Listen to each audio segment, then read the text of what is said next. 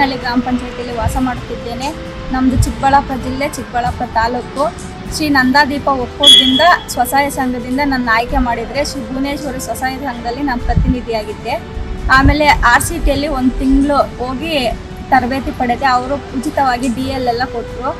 ಆಮೇಲೆ ಇದಕ್ಕೂ ಮುಂಚೆ ನಾನು ಕೂಲಿ ಕೆಲಸ ಮಾಡ್ತಿದ್ದೆ. ಈ ಗಾಡಿಗೆ ಹೋದ್ಮೇಲೆ ತಿಂಗಳಿಗೆ 10,000 ಅಂತ ಸ್ಯಾಲ್ರಿ ಕೊಡ್ತಾ ಇದ್ದಾರೆ. ನಮ್ಮ ಮನೆಯಲ್ಲಿ ಪೋಷಣೆ ಮಾಡೋದಂಥದ್ದು ನಾನೊಬ್ಬಳೇ. ನನ್ನ ಮಕ್ಕಳು ಇಬ್ಬರು ಇದ್ದಾರೆ, 1 ಹೆಣ್ಣು 1 ಗಂಡು. ಆ ಮಕ್ಕಳು ಪೋಷಣೆ ಮಾಡೋಕ್ಕೋಸ್ಕರ ಇದು ತುಂಬಾ ಸಹಾಯ ಆಗ್ತಾ ಇದೆ. ಹಾಗಾಗಿ ನಾನು ತಿಪ್ಪೇನಹಳ್ಳಿ ಗ್ರಾಮ ಪಂಚಾಯತಿಗೆ ನನ್ನ ತುಂಬು ಹೃದಯದ ಅಭಿನಂದನೆಗಳನ್ನು ಹೇಳಕ್ಕೆ ಇಷ್ಟಪಡ್ತೀನಿ.